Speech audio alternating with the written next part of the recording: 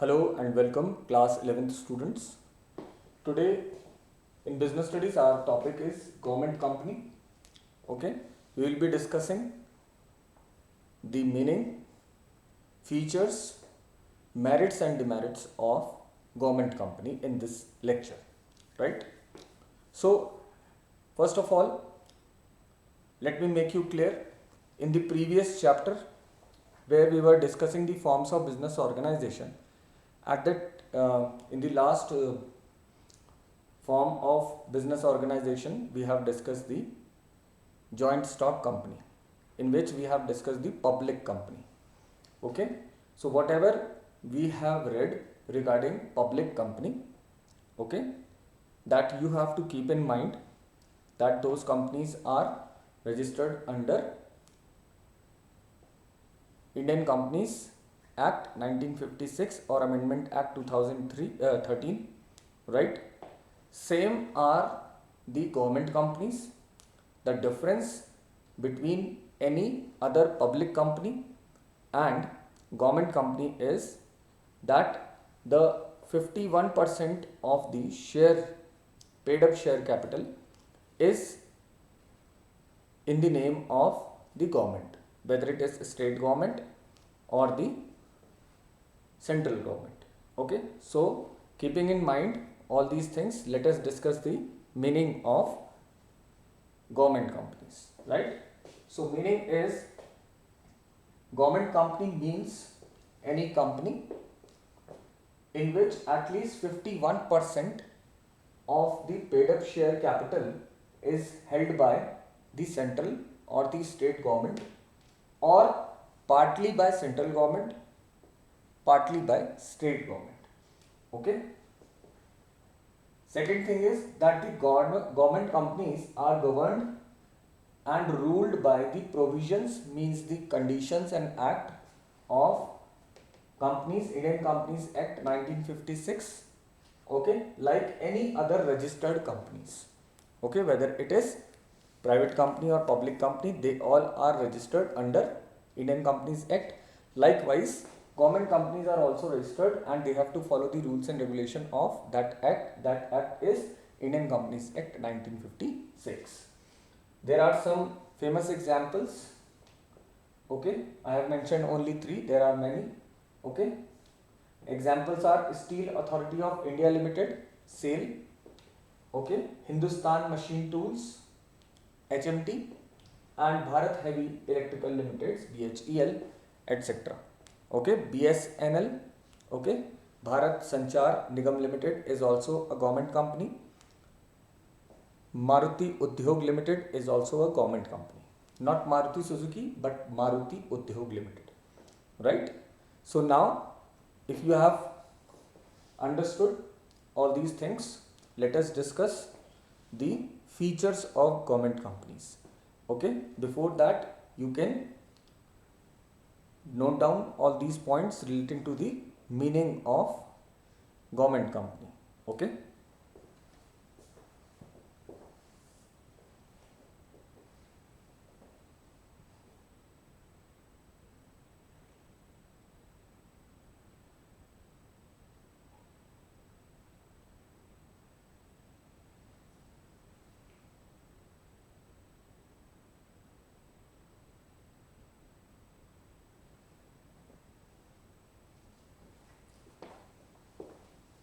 fine. Now let us discuss the features of government company.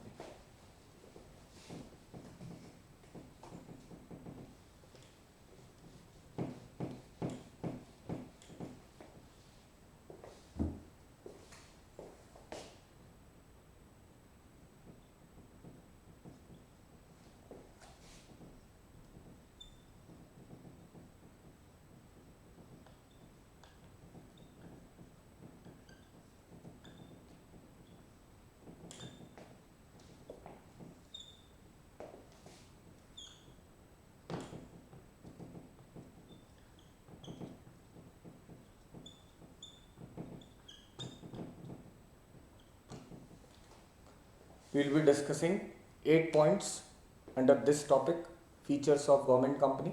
You can take any example of government company, BHEL you can take HMT, okay, or you can take BSNL, any example you can take, okay. So first point of features of government company is the registration, okay. I'll be writing all these points, the subheadings, fine. I'll be discussing on these topics in these these subheadings. It is required that you have to make your own notes, okay, of all these points, fine. So as far as registration is concerned, the government company gets incorporated under the Companies Act 1956. All the provisions, conditions, act, okay, clauses of the Company Act are applicable on a government company, right? And government company can exempt it from some provisions by passing a special resolution, fine.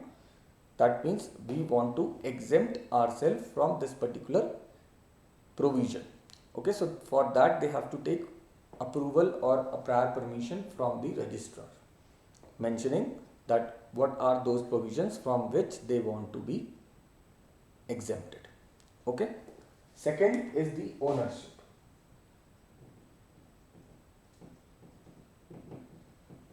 As far as ownership is concerned, I have discussed with you that the government company is managed by the board of directors, okay, who are nominated by the government and other shareholders, fine. So in board of directors there are two types of board of directors or people involved in the group of board of directors. One, the members appointed by the government and members from the shareholders, okay. So the government has the authority to appoint majority of the directors because 51% of the paid up share capital is in the hands of government only, fine. Then who used to look after the management of a government company, right? So the government company is managed by the board of directors who are nominated by the government and other shareholders, okay. And government is having the authority to appoint majority of the shareholders.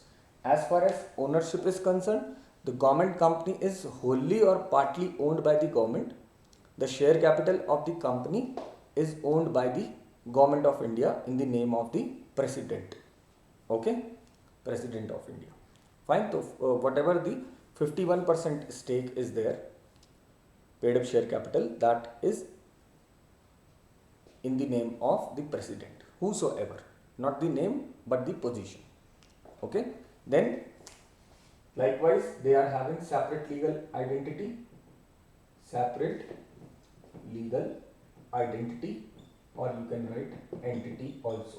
In commerce we used to write entity, okay. Entity means legal identity. So the government company has a separate legal existence. It can buy and sell property in its own name, okay, and it can enter into a contract in its own name. That means government is having separate legal identity, okay. Whatsoever as a property, as an asset belongs to the company, that is not of any individual, that is of company, okay. Then ministerial control.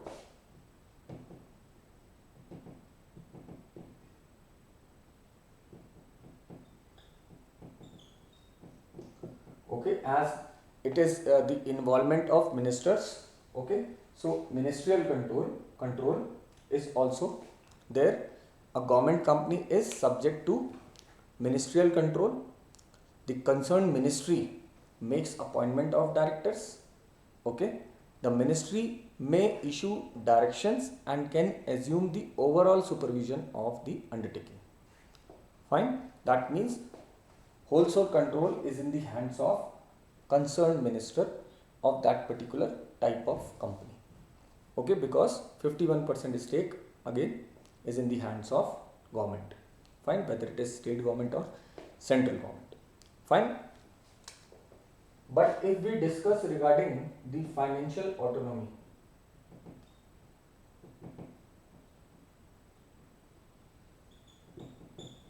financial, money matters, autonomy, freedom.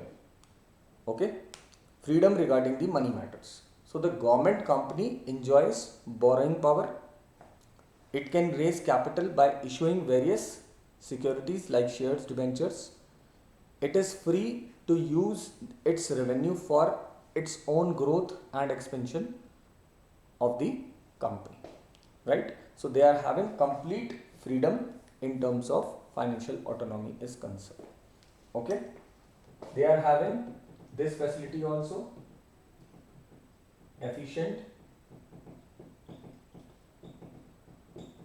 staff or the employees. How? Because the recruitment and remuneration of employees of the government company is independently decided by the government company only. Okay, the employees of the government company are not subject to the rules and regulation of the government. Okay, they are appointed, they are remunerated or paid as per the company. Okay, as per the norms of the company. So they are not governed by civil services rules like departmental undertaking. Fine. Then 8th point we will discuss regarding the accountability.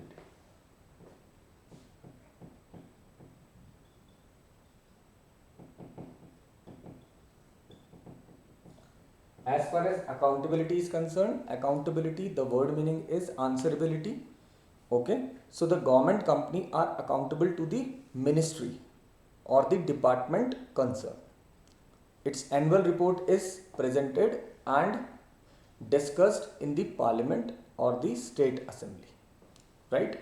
So they are accountable, they are subject to submit their annual report to the parliament through that ministry or department, right? And they are required to discuss all the points in the parliament if it is in the hands of central government, or the state assembly if it is in the hands of state government, right? So these are the 8 points of the features of government company, right? Now we will discuss the merits and demerits of government company. Fine. So before that, you note down all these points so that you can make your notes and show it to me as assignment, right?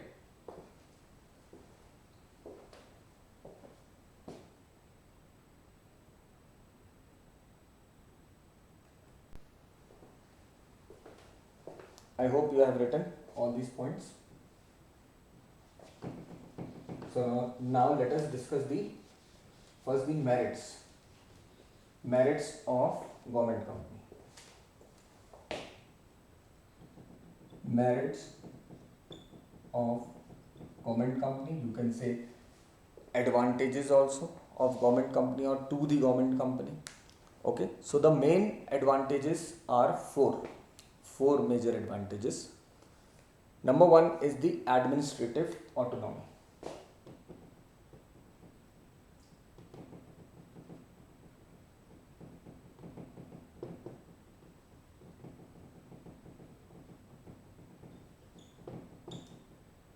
Before this, we have discussed in feature financial autonomy. Fine. Here it is administrative autonomy. Autonomy in administrative senses means management autonomy, control and managing the organizing the activities of the company. So how they are having the merit of administrative autonomy? Because the government company is relatively free from government and political interference. It can function freely and smoothly under the general vigilance of the government company. Fine, or the general you can say vigilance or supervision of the government. Okay, suitable changes wherever necessary can be introduced whenever needed within the provisions of that companies act. Okay, that means they can modify, they can change the or condition the situations or their routine activities as per the provisions or under the provisions of Companies Act, not beyond that. Fine. Second point is the greater flexibility, or you can write flexibility also. Fine. Here we are comparing, in all these 4 points, we are comparing the status of a government company with departmental undertaking and statutory corporation. Okay. So the government company is managed, financed and audited by or just as other private sector company. Okay. It can therefore secure greater flexibility, freedom of operation and quick actions or decisions in running the enterprises. So in this way they are having flexibility. Okay, number one, what I have discussed, it is financed, managed, financed and audited like other private sector companies. Secondly, I have discussed they are having greater flexibility because they are having freedom of operations. Okay.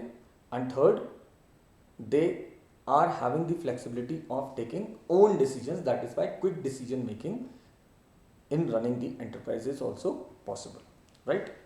Third is efficient staff.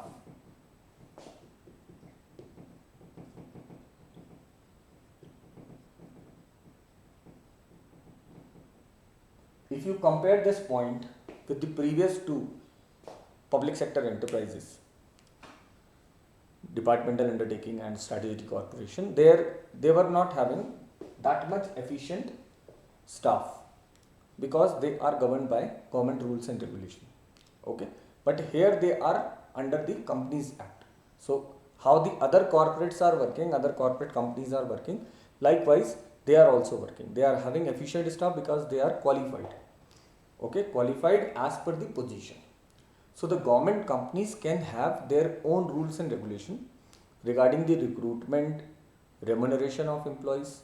They can appoint professionals and specialized people also by offering better services and salary, right? Like other private sector corporates are doing. Fine. And then collaboration is also possible.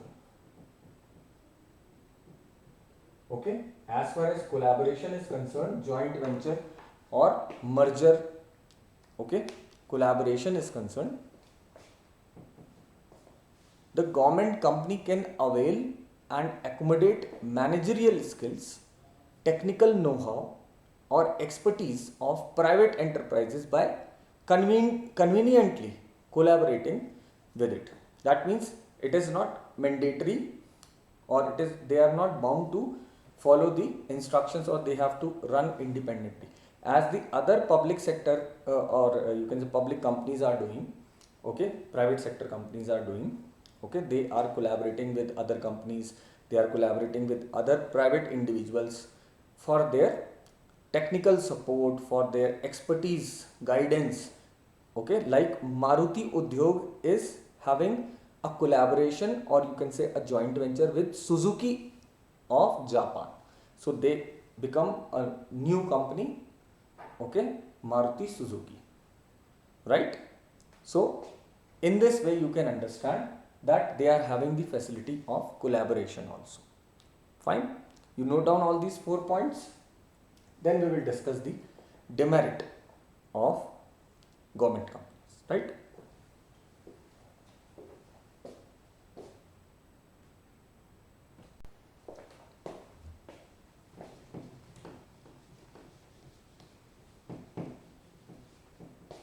Okay.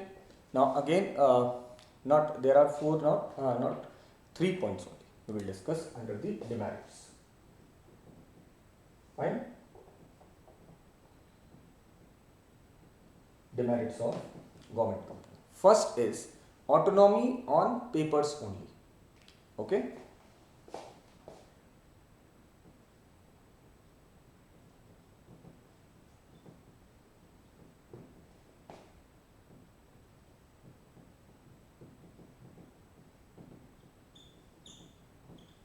Okay, that, or you can write no complete autonomy or incomplete. Okay,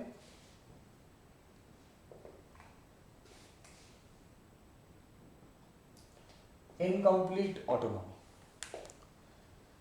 The freedom, why it is said? Because the freedom and flexibility, what we were discussing, in practical senses, this freedom and flexibility offered to government company is true but theoretically only. Okay, in actual practice, the government being the majority shareholder dictated the terms and conditions. Okay, dictates the terms and conditions and get the things done in its own way. So in this way, government company cannot function or not having complete freedom and flexibility in operations. Okay, in practical senses, it is a kind of incomplete freedom or incomplete autonomy. Okay, because of the second reason, that is political interference. Fine. Political parties or the governing party used to interfere, whosoever is the ministry concerned. So the government company are treated as the personal property of ministers. They think that this is my personal property. Okay. So in this way they interfere. Interference of ministers is very frequent. Okay. The operational policies of the government companies are formed according to the wish and conditions of the ministers. Okay. Whatsoever they need, they used to introduce. They used to guide. Fine. And the government company officials have to follow all those things. That is why government companies are subject to risk of loss. They are facing loss. They are not able to compete with other private sector companies. Okay. Then third point we will discuss, board packed with government representatives. Okay. Board packed with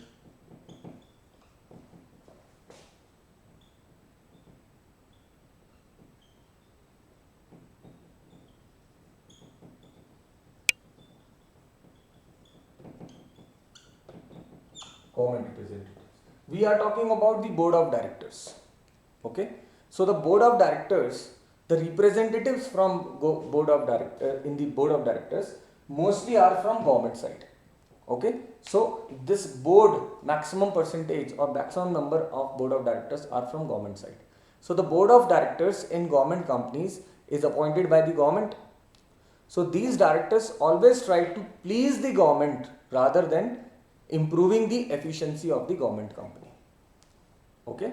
They want to influence, they want to satisfy the needs, or you can say they want to impress the government as per their orders, and they don't think or they think lesser for the upliftment of the efficiency of the government companies, right? So in this way you can understand these are the three demerits of government company. Even then if you can understand how to deal with these three demerits, okay, how government can deal with these government companies can deal with these three demerits.